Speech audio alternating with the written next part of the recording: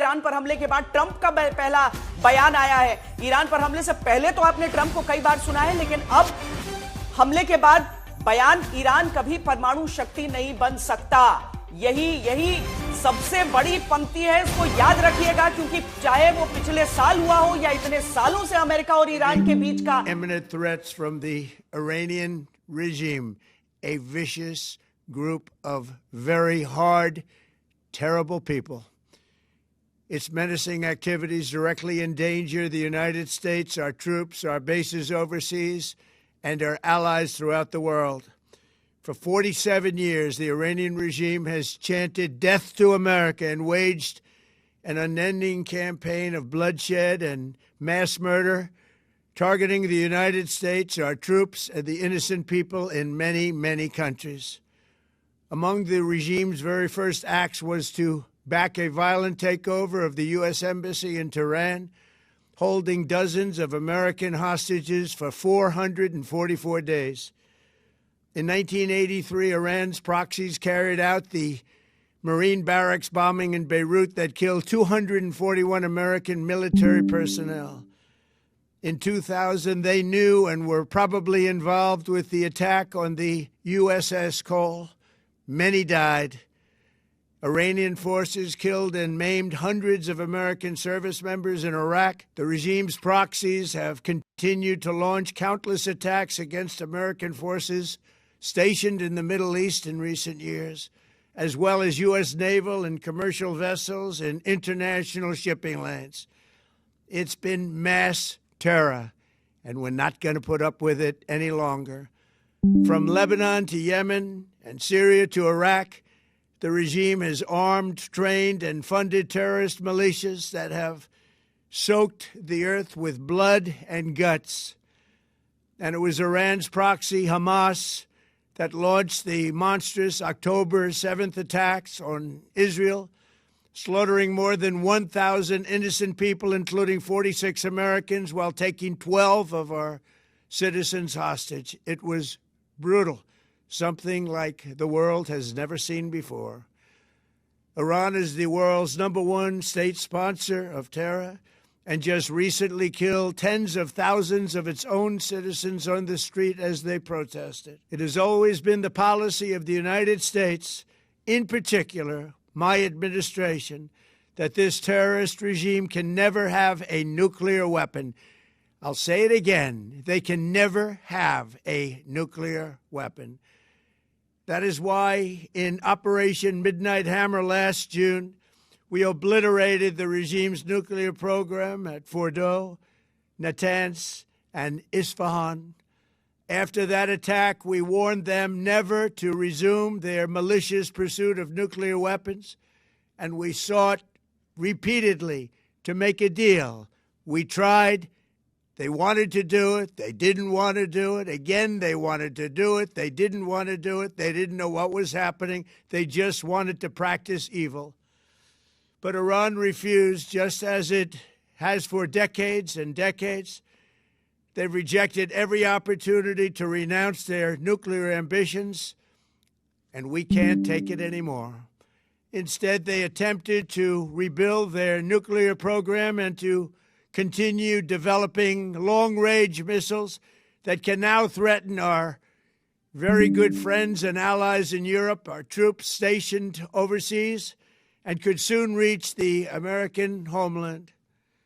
Just imagine how emboldened this regime would be if they ever had and actually were armed with nuclear weapons as a means to deliver their message.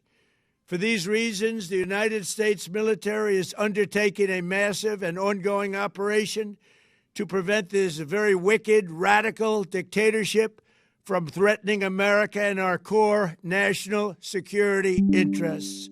We are going to destroy their missiles and raise their missile industry to the ground. It will be totally, again, obliterated.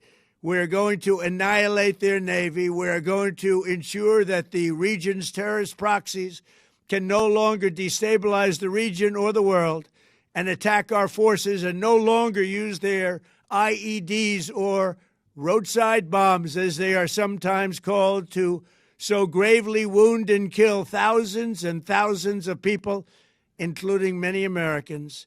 And we will ensure that Iran does not obtain a nuclear weapon. It's a very simple message. They will never have a nuclear weapon. This regime will soon learn that no one should challenge the strength and might of the United States Armed Forces.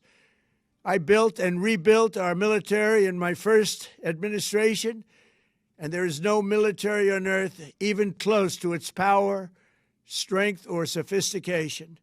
My administration has taken every possible step to minimize the risk to U.S. personnel in the region.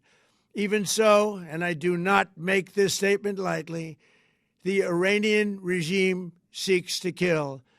The lives of courageous American heroes may be lost, and we may have casualties. That often happens in war. But we're doing this not for now. We're doing this for the future, and it is a noble mission. We pray for every service member as they selflessly risk their lives to ensure that Americans and our children will never be threatened by a nuclear-armed Iran.